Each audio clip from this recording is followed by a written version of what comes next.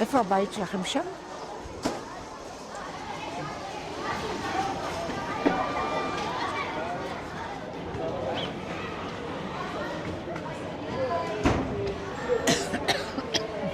ירושלים, את עושה, כן?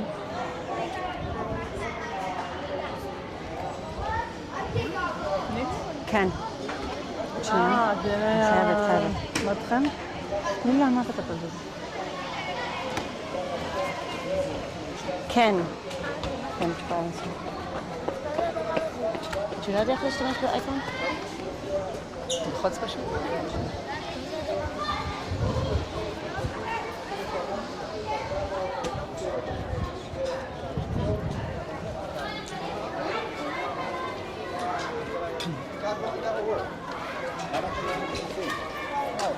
היה צלצול? אוקיי. היה צלצול? למה זה לא נכנסים? הנה, אני סיימתי. סיימתי, אני נכנסים. אז איפה אנחנו פה? עכשיו את צריכה לפני שמדברים צרים?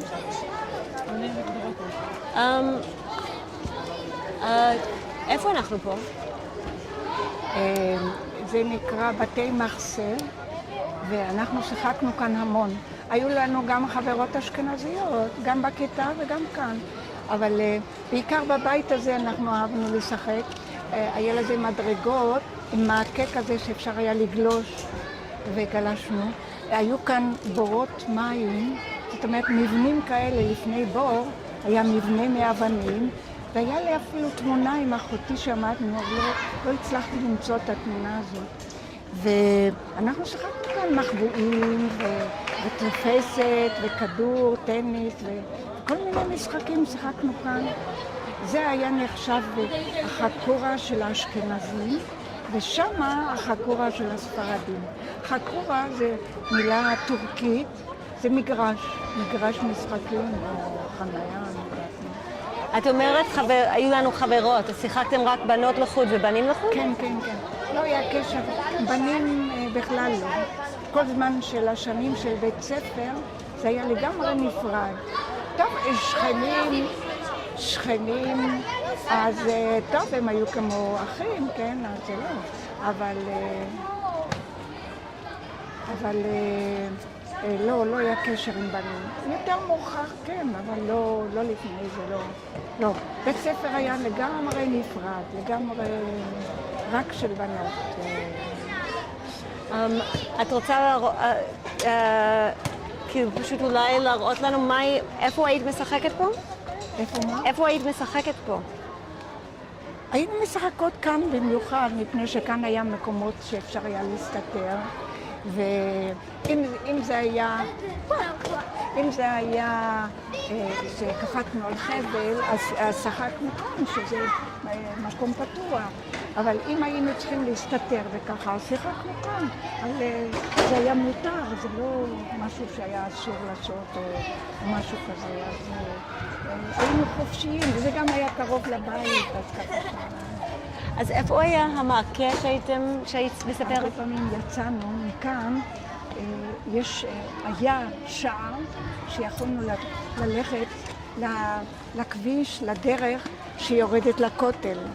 אז מכאן הלכנו לכותל, וכמובן רק בזמנים שהיה שקט, שאסור היה לנו ללכת כשלא היה שקט, שלא היה...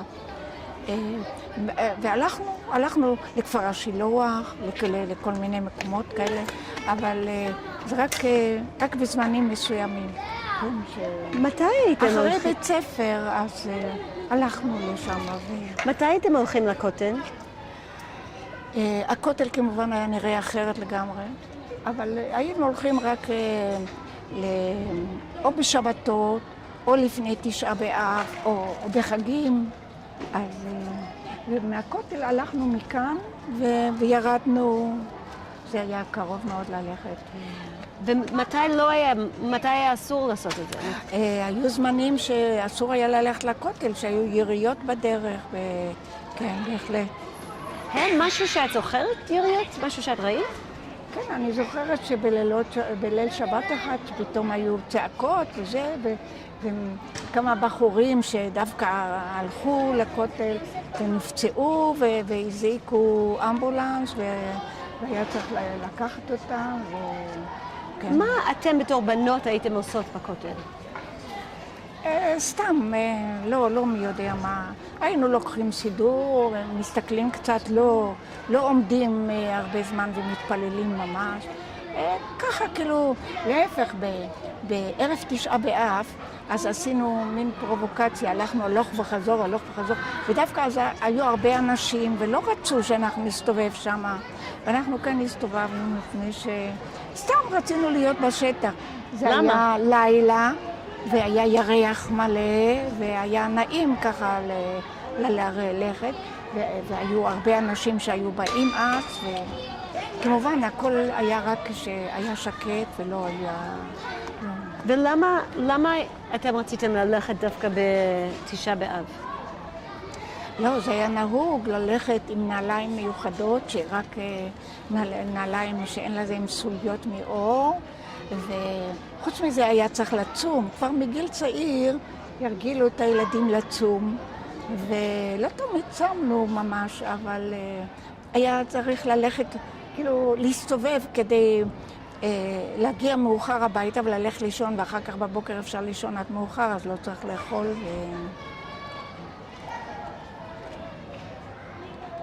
גם זה היה, כאילו, זאת הייתה חברה, לפגוש שם את כל החבר'ה, את כל ה... מה היה הקשר שלך בתור ילדה לדת? לא, אני הייתי, ההורים שלי היו מאוד, הקפידו מאוד, היה צריך לשמור, אבל לא התפללתי כל יום, לא, זה לא היה שייך. בחגים כן, בחגים היה צריך להיות בבית הכנסת.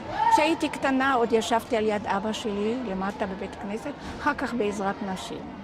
ואחר כך בתור בנות יותר ככה, אז הסתובבנו בתי כנסת להשוות עד לאן הגיעו בתפילה, לכאן, בית כנסת זה, וזה היו 3 בתי כנסת מחוברים אחד לשני, יכולנו ללכת בין אחד לשני, אבל היינו ממש מעורים, ידענו בדיוק שזה בית הכנסת ומה שמתפללים ומה שעושים.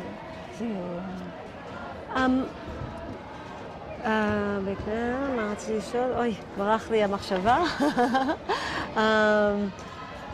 כן, כשאת רואה פה את הילדים שהסתובבו קודם, איך את מרגישה שאת חוזרת לפה?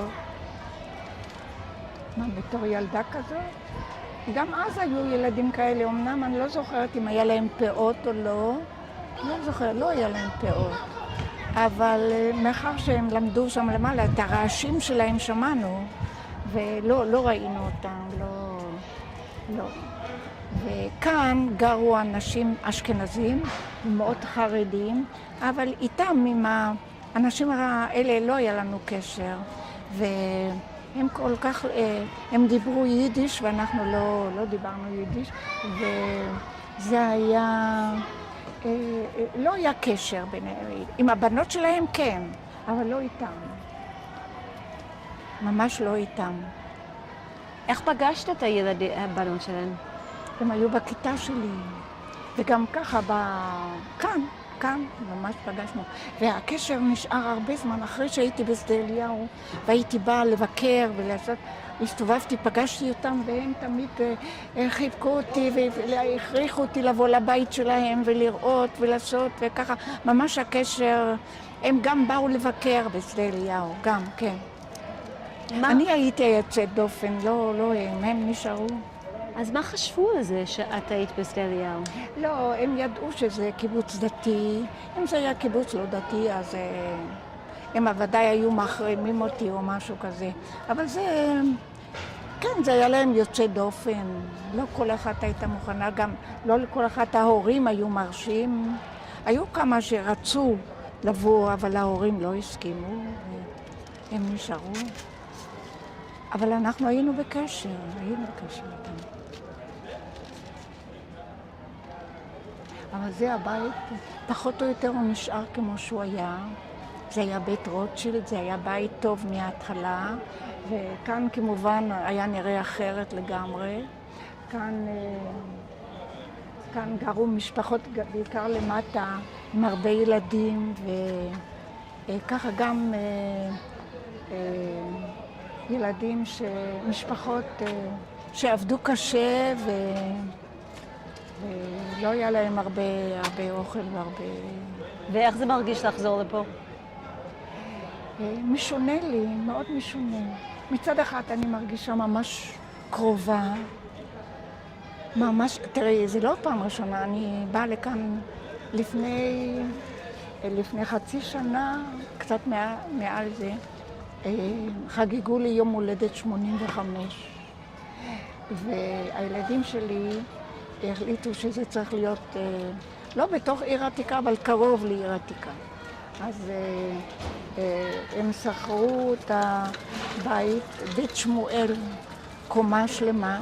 אז אני אספתי, ויש לי יש לי 4 ילדים. מזה, אחד אין לו ילדים. זה גם סיפור בפני עצמו, אבל לשתי הבנות יש לכל אחד 5 ילדים, ולבן, הבת היא בכורה, אחר כך בן, 2 בנים, אחד אחרי שני, והבת שנמצאת כאן היא הצעירה. אז לבן יש 7 ילדים. כן. לבן יש 7 ילדים, והם חלק נישואים. אז הם אספו את כולם לתוך בית שמואל, כולל הנכדים והנינים, והרבה נינים. ובילינו שם שבת שלמה. הם נתנו לנו את כל אנחנו שכרנו את הקומה, וגם אכלנו שם, וזה היה מאוד... וכמובן, זה היה... קודם באנו לעיר עתיקה, ורציתי לראות את החורבה שהיא גמורה. הייתי לפני זה, הבן יואב שנמצא כאן, אז הוא זה שמוציא אותי לסיורים, אז איתו הלכתי הרבה פעמים והייתי כאן, אז הייתי פעם שהחורבה שופצה, לא שופצה אלא נבנתה מבחוץ, אבל בפנים לא היה כלום. ואחר כך לפני חצי שנה באנו והלכנו לחורבה והסתובבנו בתוך הבניין והיינו גם כאן. ואיך את מרגישה פה? מה? ואיך את מרגישה פה? חורבה זה בית הכנסת שבתור נערות וככה ממש נכנסנו ויצאנו ככה בתי כנסת של אשכנזים במיוחד. לא נתנו לנו דריסת רגל, לבנות במיוחד. אבל חורבה זה היה יותר חופשי. ותמיד בשמחת תורה ובראש השנה, הלכנו, נכנסנו, יצאנו. אז זה היה משהו של הנשמה, משהו ממש... ועכשיו לחזור לפה, זה משהו מיוחד. אני פשוט רואה את הדמויות, אני רואה את האישה הזאת שוכבת במיטה, ואני רואה את הרב הזה עם כל הספרים שלו ועם כל ה... אבל אני מצטערת שלא כתבו שם שקוראים לו אלפיה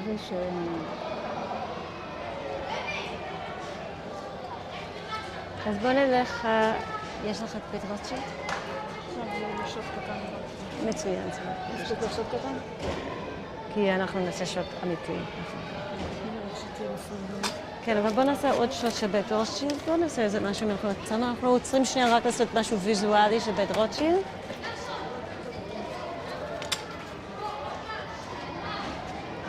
אני בפריים? אתה בפריים, אלי. לא. אז איפה אתה שיחקת על המעקה בבית רוטשילד? מה זה? שנייה, עוד שנייה, אני... עכשיו שלי? איפה את שיחקת על המעקה בבית כאן, רוטשילד? כאן. העלייה כאן. אוקיי, זהו, בוא נעשה את זה עוד פעם. שנייה, בוא נחכה עוד שנייה, יש פשוט הרבה רעש פה. בבקשה, תתחילי עם השאלה. מצוין. אוקיי, את מוכנה? אז תראי לי איפה את שיחקת בבית רוטשילד על המעקה ששיחקת. כאן, מכאן, היו מדרגות, והמעקה הוא היה די רחב, ושאפשר היה לגלוש על זה למטה. אז עלינו וגלשנו, ואיך התחבאתם? התחבאנו איפה שאפשר היה, מאחורי כל עמוד, מאחורי כל... איפה שרק אפשר היה להתחבא. יופי. בוא נחזור למרכז הספרדי ונעשה את הרעיון בבית הכנסת? בישיבה. לא, קודם כל הרעיון בישיבה ואז הבית כנסת, בשביל ללכת איזה פחות. ישיבה? איפה שהיינו, סליחה, המרכז הספרדי. יש לך עוד משהו שאת רוצה להגיד פה, שרצית לדבר עליו פה? לא. אוקיי, אז בוא נחזור.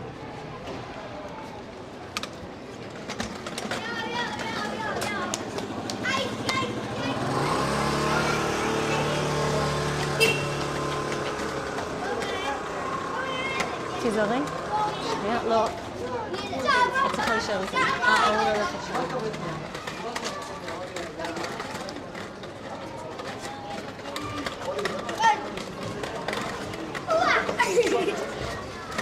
בואי מהר. שיגעו אותי בערך איזה... שיגעו אותי לשבוע ואחרי... אל תגיד לי, באתי לשמוע את הלוגו.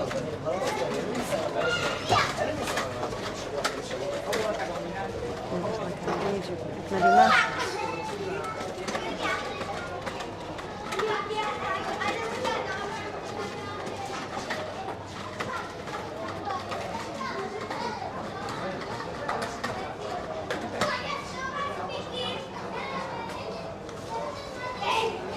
איפה הילדים שלנו?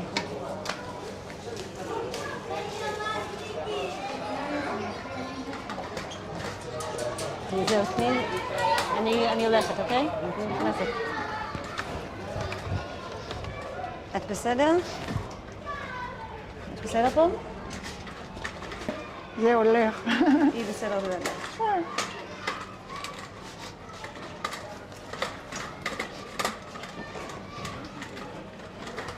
Excuse me, תן לי רק נלך מגישה.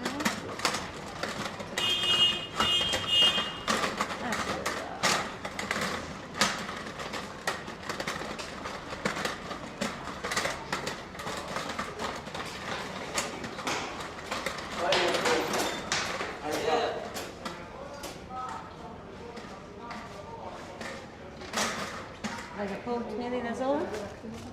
שנייה, תני לי לעזור לך. שנייה, תעצרי שנייה.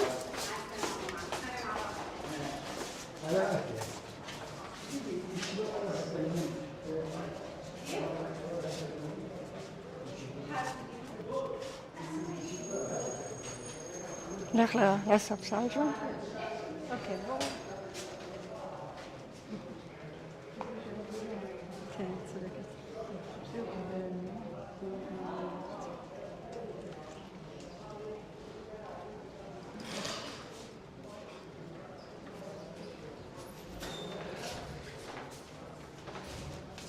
את יכולה להיכנס.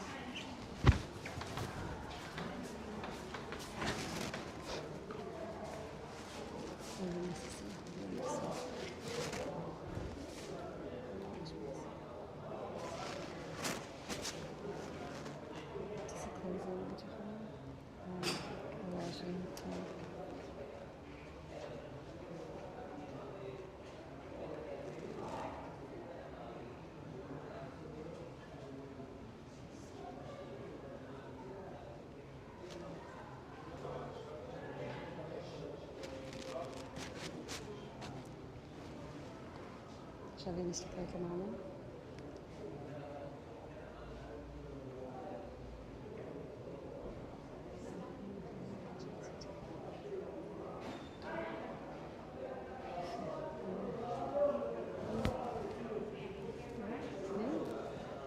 יש לך רעיון משהו אחר?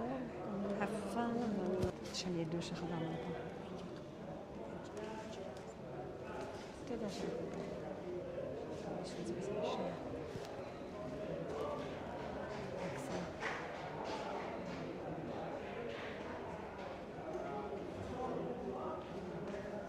חייב להתסדר.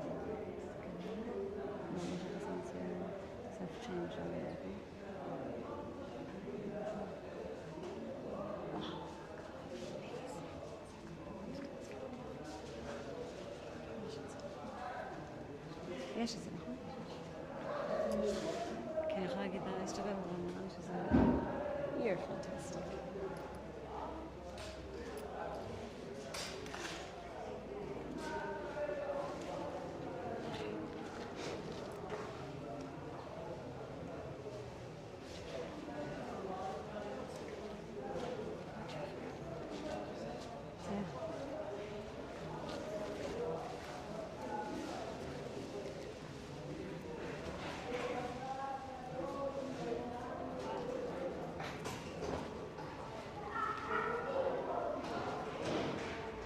מה שעה? אוקיי. קרוב לאחר. אנחנו עכשיו... אז קודם כל את יכולה לספר לי את השם שלך, וממש תתארי לי מי כל המשפחה שלך.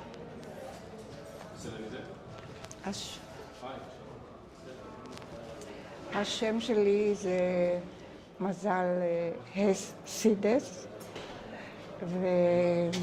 ויש לי, בעלי היה יליד גרמניה, הוא פליט שהגיע לארץ, הגיע לקיבוץ, ויש לנו 4 ילדים, כאן 2 היו כאן, ראיתם? ועוד 2, הבת היא בכורה, ואחר כך יש בן שקוראים לו אבנר, והוא כרגע לא בארץ, הוא נסע לטיול לצרפת. ליעל יש 5 ילדים, לאבנר יש 7, ליואב אין ילדים. יואב היה במזח בזמן מלחמת יום הכיפורים, והוא עבר ככה, אז בסופו של דבר הוא נשוי מאושר, אבל אין לו ילדים. מה היו השמות של הורייך ושל החיים שלך? כן, והבת האחרונה זאת מירה, כן, מירה. אמא שלי נולדה בחברון, והם היו 5 ילדים. ילדה אחת נהרגה מפנטזיה של ערבים, שהם ירו בשמחות וזה פגע לה בפנים. אבל היתר, 2 האחים, אמא שלי הייתה באמצע איכשהו, היה לה אח גדול וגם אחות יותר מבוגרת ממנה, והאח השלישי, הרביעי, אז היו לו 9 ילדים, והם היו ילדים טובים, אחת, ככה ילדים מלח הארץ, ילדים טובים. ולאבא שלי, הוא הגיע בתור ילד. רגע, אנחנו עדיין עם אמא שלך, איך קראו לאמא שלך ומה היה שם משפחה? קראו לה מרים. עוד פעם, בבקשה? מרים. מרים לבית משפחת מה? עכשיו הם קוראים לעצמם גולן, אבל לפני זה קראו לו גוזלן. והם הגיעו איכשהו מהבלקן, מפני שהם דיברו לדינו, כולם דיברו לדינו. ובדרך כלל זה יהדות הבלקן, שגירשו אותם מספרד בשעתו, והם הגיעו לשם. איך ומתי הם הגיעו לארץ? אני לא כל כך יודעת, אבל אני יודעת שהם גרו בחברון, ושם הם היו במצב טוב. שאמא שלי נולדה בחברון, זה אני יודעת, זה בטוח. ודאי גם יתר הילדים, אבל מתי ההורים עלו, אני לא יודעת. ההורים שלה באמת עלו, או זה היה לפני זה? אני חושבת שההורים עלו, אני לא יודעת פשוט.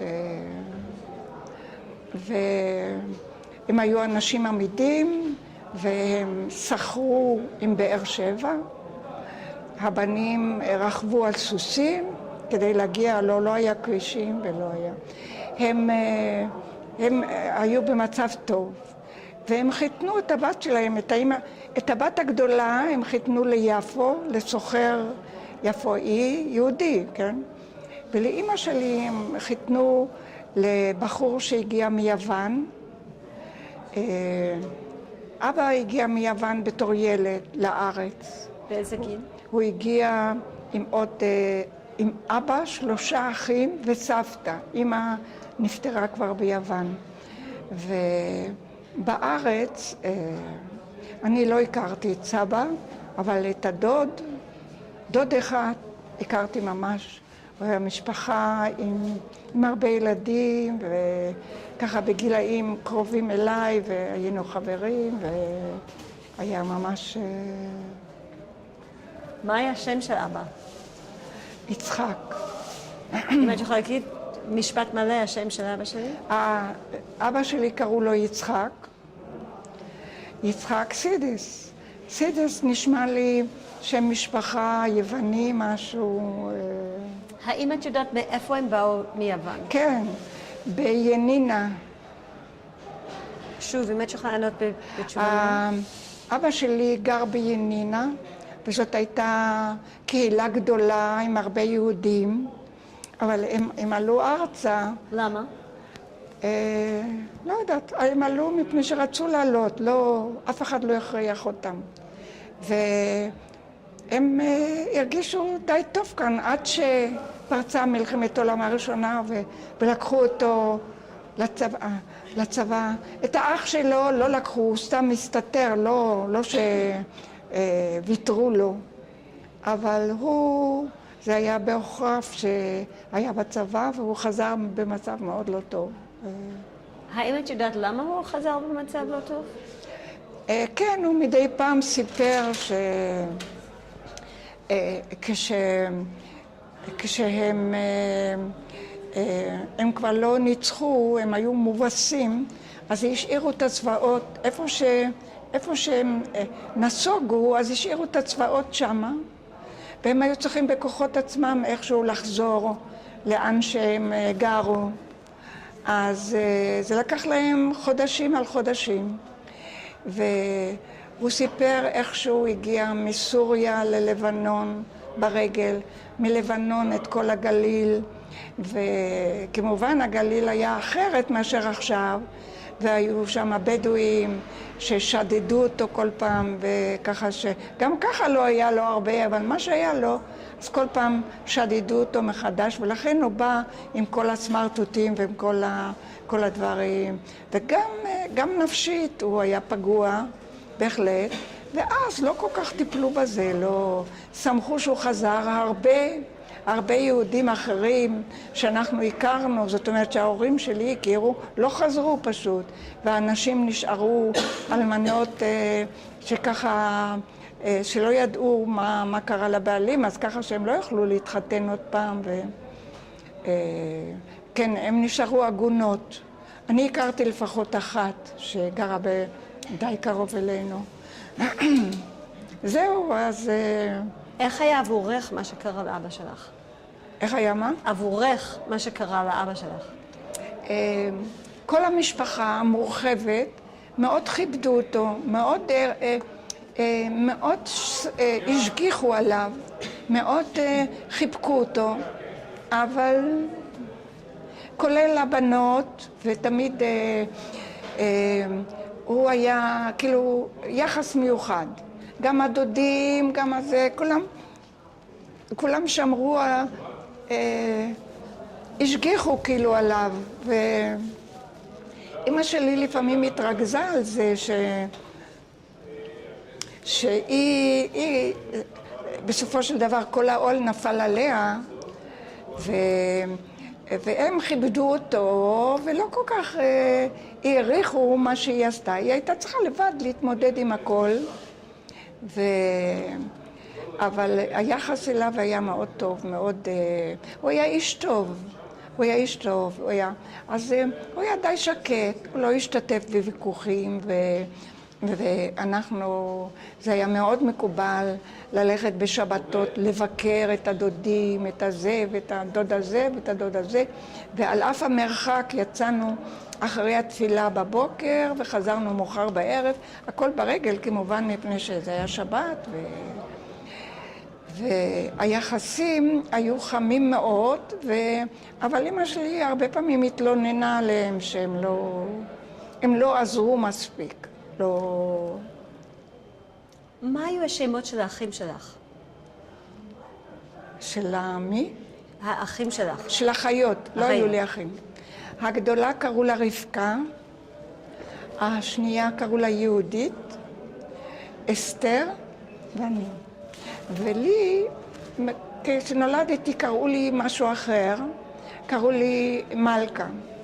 ובאה איזה דודה ואמרה שהיא ערירית ואין לה ילדים, והיא נורא רוצה שאמא שלי תקרא לי בשמה.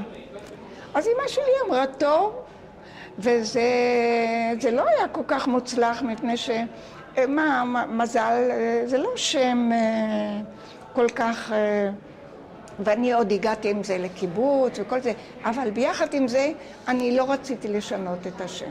לא רציתי. עקרונית, מתי יכולתי לשנות?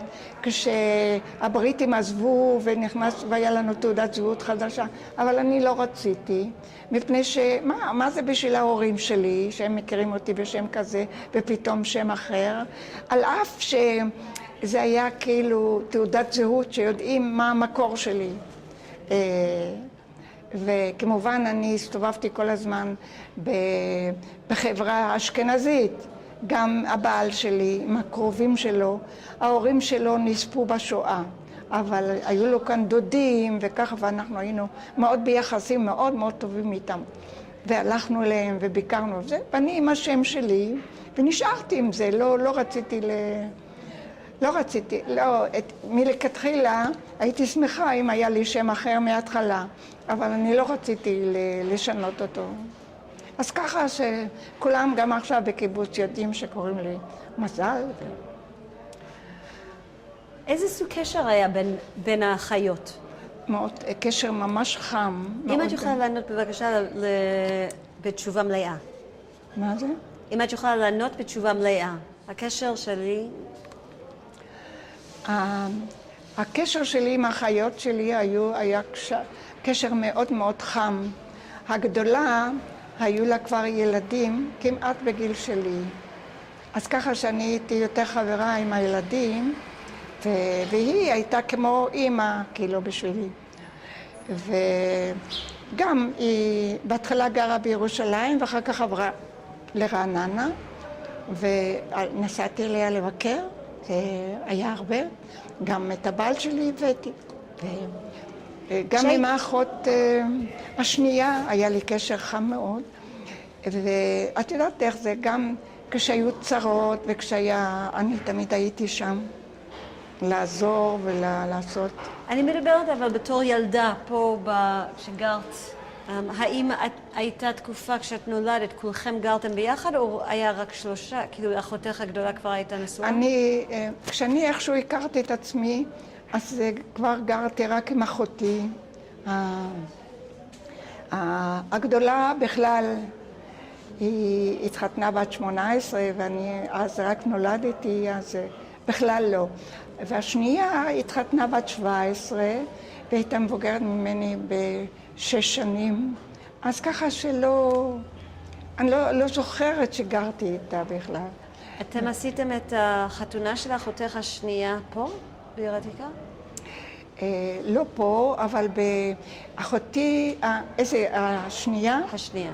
השנייה זה היה בירושלים, ואחר כך נסענו עם אוטובוס לרעננה, משפחה מורחבת עם הרבה אנשים, זה היה נראה משהו מאוד חגיגי, מאוד ככה בומבסטי. ואחר כך, לא שלא היה לה טוב, היה לה טוב, אבל היא הרגישה את עצמה די בודדה שמה, רחוקה מהמשפחה, ואחותי השלישית התחתנה עם ספרדי, דובר ספרדית לטינו. השנייה התחתנה עם תימני, אבל אחותי השלישית התחתנה עם ספרדי. אבל כבר בזמן שגרתם בעיר העתיקה? היא גרה בעיר העתיקה, הוא גם היה תושב עיר העתיקה, והחתונה הייתה גרנדיוזית, היא הייתה בכיכר ציון, והרב הספרדי הראשי בא לתת להם את 7 ברכות, זה היה משהו מאוד מאוד מאוד חגיגי. באיזה וזה שנה? היה בסדר, אבל... באיזה שנה זה היה? באיזה שנה?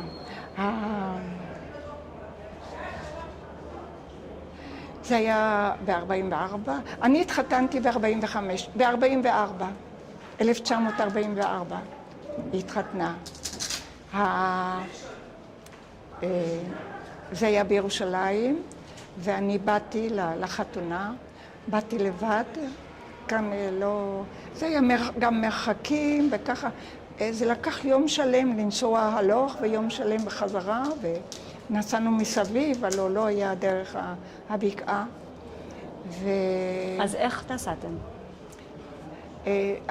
נסענו לתל אביב, מתל אביב לעפולה, בעפולה היה צריך לחכות עד שהאוטו שבא לעמק, לקיבוצים שם, אז זה היה... הגענו לשם בלילה בדרך כלל. האוטו יצא ב7 מעפולה, שעד שהגיע היה. ושם הייתה שממה, ממש שממה. לא, היו כמה בתים שרק בנו אותם, והיו אוהלים ומיני סככות כאלה, מין סוכות כאלה עם מחצלאות, והיה צריף די גדול שזה היה חדר אוכל. בוא נתמקד על מה שקרה פה אבל בעיר העתיקה. החתונה שהייתה לאחותך בשנת 44, שהיה בעצם בעיר החדשה התחתנו. שמה? התחתנו, אם אני הבנתי נכון, בעיר החדשה. כן. הייתה משהו היו שני ילידי עיר העתיקה. האם הייתה משהו שקרה פה לפני שהם עברו לעיר החדשה? לא, לאחותי היא הייתה יותר צעירה מהבעל. אולי ב9-10 שנים ככה עשו. הוא היה בחור ישיבה, הוא למד בפורת יוסף, והיא לא כל כך רצתה דווקא להתחתן איתו. היה לה חבר'ה משלה וככה, אבל אימא שלי נורא לחצה עליה, מפני שהוא היה בחור ממשפחה טובה, ומוכרת ככה בתור, והוא היה בחור טוב. ממש, זה גם התבטא אחר כך, שהוא היה בעל מאוד טוב ומאוד... אז ככה זהו, הוא היה בעל טוב, אז הם התחתנו ב-44, אחר כך ב-48 כבר היה להם 2 ילדים. הם גרו בעיר העתיקה ביחד? הם גרו בעיר העתיקה, הם גרו על יד בית הכנסת אליהו הנביא, את יודעת איפה זה? ממש על יד זה, וגרה, כל הבית היה המשפחה שלו. הוא לא היה לו אבא שלו נפטר, הייתה אימא והייתה עוד אחות שגרה שם, אחות נשואה. אבל להם הייתה דירה משלהם, מרוהטת, וזה... איך החליטו אז להתחתן? כאילו, מה היה קורה? איך אחותך יכלה למצוא בן זוג? קודם כל, יצאו חבר'ה וכן, הכירו. איך? אבל כמו שמכירים היום, רק שלא... ההורים היו צריכים להסכים משני הצדדים וככה. וכאן אני זוכרת ששכנה אחת שגרה כאן, היא ניהלה את המשא ומתן. היא הלכה מאמא שלי לאמא שלו, הלוך וחזור, וכאילו לקבוע את התנאים ואת ה... היא עשתה את זה כתפקיד, כאילו קיבלה על זה כסף או... היא ודאי קיבלה משהו. אבל את יודעת, אני בתור ילדה צעירה לא כל כך התעניינתי בדברים כאלה. אני כבר לא הייתי כאן בכלל. אז ידעתי, תראי, הוא היה בחור מן היישוב, לא ככה שהוא הלך עם פאות, ולא, לא כזה. אבל הוא היה דתי, ולאמא שלי היה חשוב שלהתחתן. גם לי היה בעל דתי, אז ככה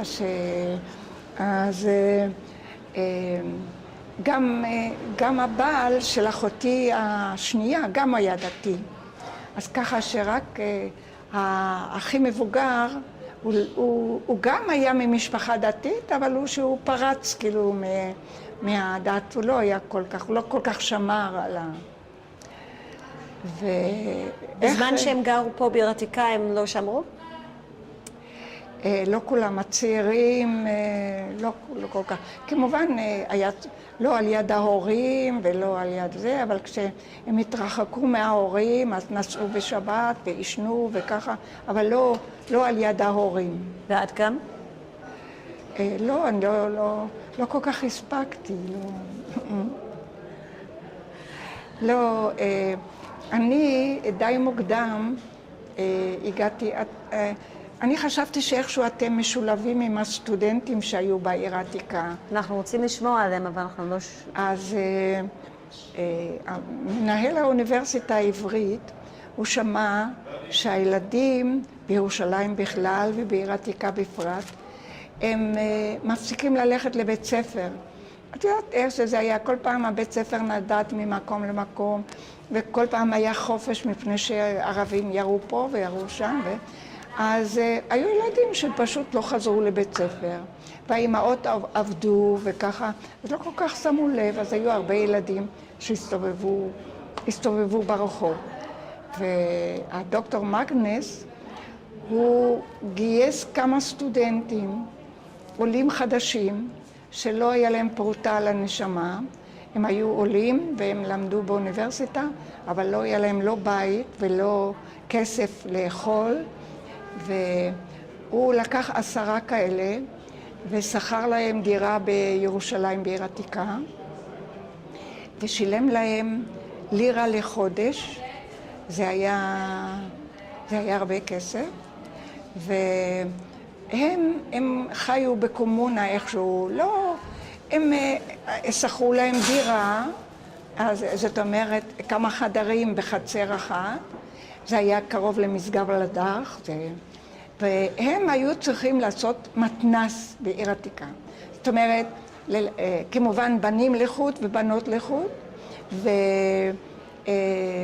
והם עשו, קודם כל הם דאגו שלקח את הילדים האלה ולהוציא אותם לעיר העתיקה.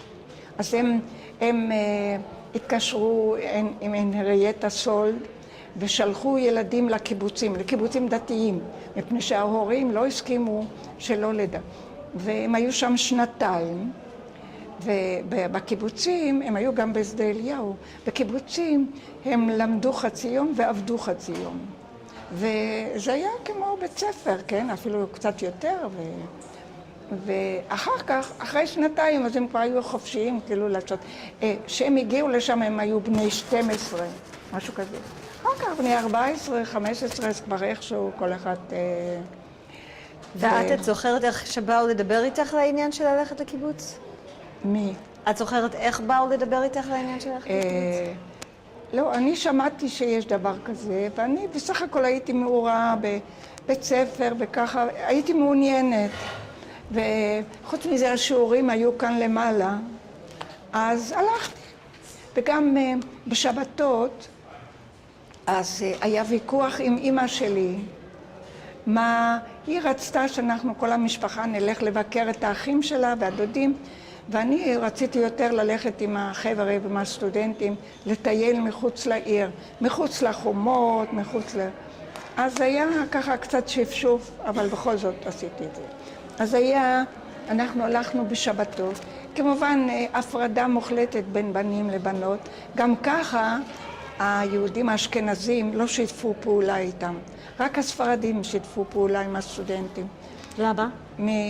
הם אמרו שהם לא מספיק דתיים, שהם קודם כל מדברים עם בנות, אז איך הם יכולים להיות דתיים?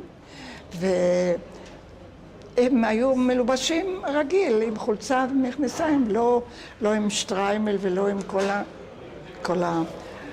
אז הם לא הכירו בהם. אמנם אלה שגרו בשכנות איתם ידעו שהם אנשים דתיים. הם התפללו וגם הם היו מאוד דיסקרטיים, הם לא התחילו עם הבנות בצורה... לא, הם היו מדריכים וזהו. לא... אם היה להם משהו לסדר, אז הם דיברו עם ההורים שלה, ולא עם הילדים עצמם. את יכולה לתאר לי כמה פעמים בשבוע נפגשתם, ואיך היה מתנהל המפגשים? בשיעורים כמעט כל יום, לא ביום שישי. בשבת בבוקר הלכנו לפרשת השבוע, ואחר כך לטייל, אז ככה שנפגשנו די הרבה. ואם היה להם מה להגיד, הם גם סידרו לנו, למשל לי באופן אישי, סידרו לי אחר כך, כשגמרתי ללמוד בבית ספר לבנות, עד כיתה ח', אחר כך להמשיך ללמוד בבית צעירות מזרחי. זה היה בית ספר תיכון מקצועי אמנם, אבל תיכון. למדתי שם 2 והם סידרו לי שלא הצטרכתי לשלם שכר לימוד. להפך, הם אפילו נתנו לי קצת כמה גרושים, דמי כיס ככה, שיהיה לי לפעמים לנסוע באוטובוס וככה. אז הם עזרו הם דאגו לנו ככה, הם עשו מה שדוקטור מגנס ביקש מהם. היו שם גם נשות מזרחי, גם בבית צעירות, אני פגשתי אותם בתור מורות ובתור... הם דאגו לראות אותנו, לדבר איתנו, ככה לראות מה שלומנו כמה מכם היו נפגשים ביחד? זה היה כולם ביחד? זה היה קבוצה? איך זה עבד? לא, היו כיתות. בבית ספר הייתה כיתה, 30 חבר'ה, 30 בנות, וגם בבית צעירות לא היה אולי 30, אז היה 25. שעה. מה? לא הולך? לא, זה שלי. גאון. אפשר להמשיך? בטח. וזה היה כיתות ממש. גם בבית צעירות היו מורים פלטים שהגיעו מאירופה, שגירשו אותם או שהם גירשו את עצמם. והיה לנו ממש מורים טובים. המורה שלי לתורה הייתה נחמה לייבוביץ', את שמעת עליה ודאי. וזאת ישעיה לייבוביץ', שמעת? מי זאת? ישעיה לייבוביץ'. מי זה? זה יהודי מוכר מאוד. איפה את גרה? איפה את... אני מארצות הברית. איפה? אני מארצות הברית. נחמה לייבוביץ' הייתה מורה לתורה, משהו אוניברסיטאי, והיא לימדה בבית צעירות. ואנחנו היינו רגילים בבית ספר שעברנו על התורה ועל התורה ושופטים וככה, קראו פרק, פרשו פחות או יותר והלאה. ואחר כך בבית צעירות עמדו על כל פסוק, שיעור פסוק ועוד פסוק ועוד... זה היה לימודים, גם המורה למתמטיקה, זה גם היה, זה היה העשרה ממשית, ככה ממש, גם לספרות וגם... וביחד עם זה הם דאגו ללמד אותנו לתפור. לא ממש לתפור, אלא יותר כאילו להיות עקרת בית, לתקן ולסדר התפללתם גם בבית ספר? לא. מה חשבת על נחמה לייבוביץ', על צורת הלימוד של נחמה לייבוביץ'? על לימוד מה? של נחמה לייבוביץ', כשהיית ילדה.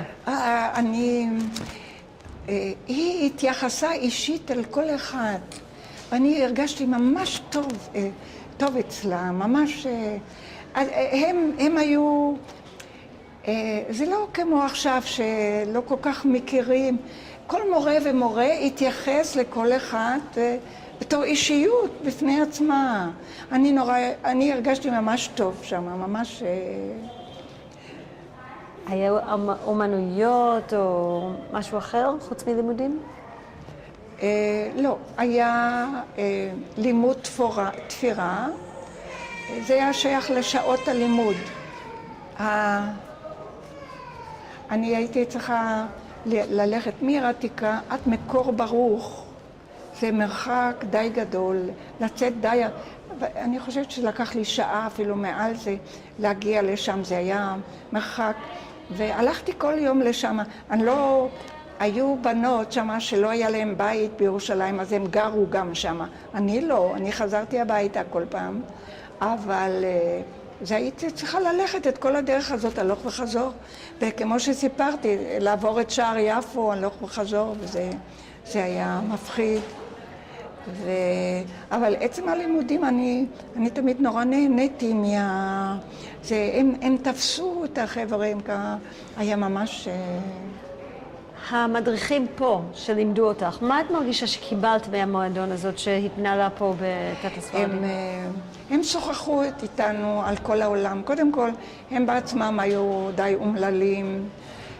המדריך האישי שלי, הוא היה פליט מפולין, שכדי להגיע לארץ, הוא עבר את הגבול לרוסיה, מרוסיה ליפן, מיפן לסין, מסין איכשהו דרך טורקיה, סוריה, ואני אמרתי לו, נהדר, ראית כל כך הרבה ארצות, וזה היה בזמן המלחמה. זה לא היה לו טוב, גם האחרים, הם היו מסכנים כאלה, גם לא היה להם משפחה בארץ, לא היה אח שהגיע איתו יותר צעיר, אבל כל המשפחה נספתה בשואה. מה ידעתם על השואה אז? לא ידענו שמענים את היהודים שלא טוב להם שם, ושכל אחד מנסה לברוח משם עם הצלחה, ללא הצלחה.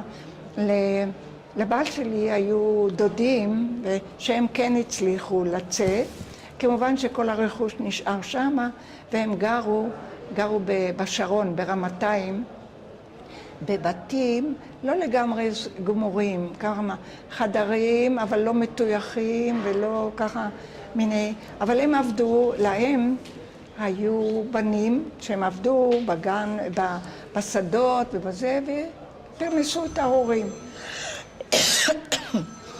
לבעל שלי הוא היה ילד צעיר, הוא היה בן... אני לא שמעתי מה אמרת? למי? מה? מי היה ילד צעיר? הסטודנטים. אבל הם באו, אז לא היה להם משפחה בארץ בכלל. אני מדברת עכשיו כבר על הקרובים של בעלי,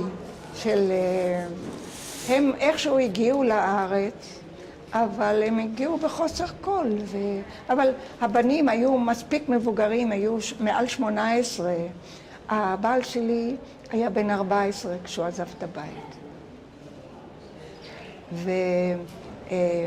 ויהודים משוודיה אספו ילדים אירופאים ולקחו אותם לשוודיה לשנתיים, לאיזה כפר, והם היו שם באיזה בית ילדים לשנתיים, ואחר כך הם עלו ארצה שוב דרך רוסיה, שעוד לא נכנסה למלחמה, דרך רוסיה, רומניה, בולגריה, ומשם לטורקיה.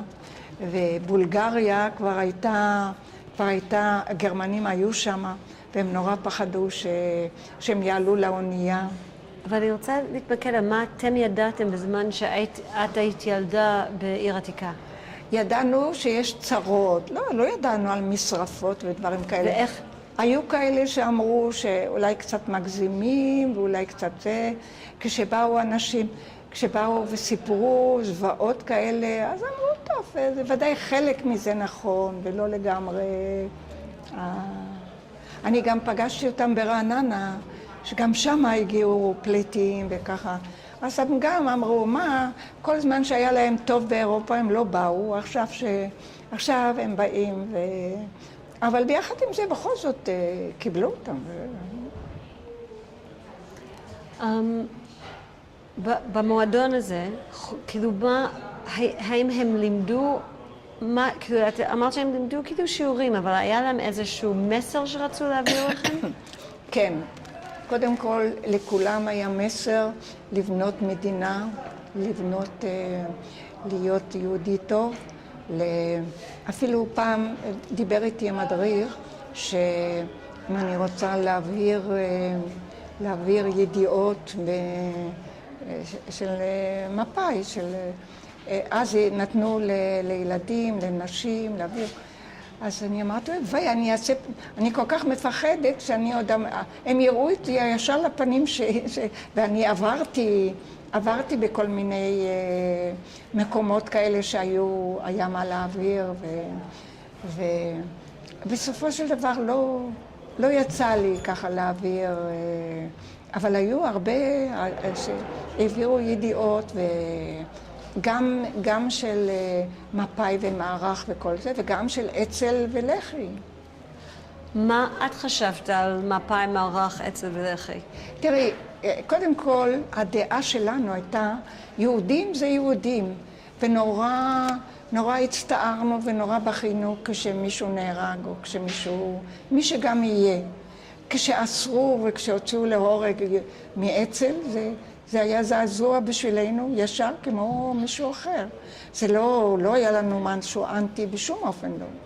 אז ככה שיהודים, אנחנו היינו יהודים, וכל יהודי היה יקר לנו, ולא חשוב מה הוא עשה, מה חשבו בבית על העניין הזה של לבנות מדינה?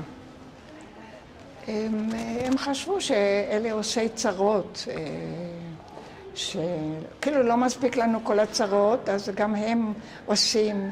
כן, תראי, ילדים כאלה ברחו מהבית בגיל 15, 16, 17, ועברו לאצ"ל, והם השתתפו בכל מיני פיצוצים וכל מיני, כמובן המשפחה, הם נפגעו וגם המשפחה. מה הייתה הדעה על הבריטים? אמא שלי היה לה דעה טובה מאוד על הבריטים, מפני שהיא חוותה את המעבר מהטורקים לבריטים, ואז הבריטים היו מאוד טובים ומאוד עזרו. היא בתור אישה אלמנה עם ילדה קטנה, לפני שאבא שלי חזר, הבריטים נכנסו, לא שהם העסיקו אותה, הם איזה מין העסקה זה היה. הם לקחו כמה נשים כאלה אלמנות עזובות ואמרו להם להעביר אבנים מכאן לשם, וכשגמרו להעביר את כל האבנים, כל יום נתנו להם כמה גרושים, ולמחרת אמרו להם להעביר את האבנים בחזרה לכאן, מיני דברים כאלה, עבודות כאלה. ובסך הכל הם ניסו ללמד אותם אנגלית, ללמד אותם, הלוא אמא שלי לא ידעה קרוא וכתוב, זה לא היה נהוג אז. אמנם היה לי דודה, יותר מצד האבא, שהיא הייתה מורה לבנות, היא הייתה מורה, אבל זה הייתה בת גילה של אמא שלי, אז זאת אומרת זה. ולא, היא היה לה דעה טובה הם הכניסו סדר, הם היו הרבה יותר טובים מהטורקים, והם הכניסו שפע, היה יותר, לא היה צום, לא היה רעב, לא היה... אז היה לה דעה טובה. טוב, אחר כך זה היה קצת קשה לה לפנות את כן, היא לא כל כך פנתה ככה שצריך. טוב, כמובן, כולם רצינו. היא אפילו אמרה אחר כך, כשכבר הייתה מדינה, קודם כל הם היו פליטים והבית נשאר כאן ולא היה להם בית, והם קיבלו חדר בקטמון והיה להם קשה וגרוע וחוץ מזה היא פעם אמרה לי, לא בצחוק, אלא מדינת היהודים זה נורא קשה במדינת היהודים. כל הזמן רוצים עוד מיסים ועוד מיסים. ככה בתור, זה קשה, קשה עם המדינה. לא, היא שמחה שזה יהודים וככה, אבל זה קשה.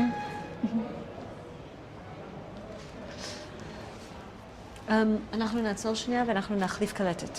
אנחנו כמעט סיימנו.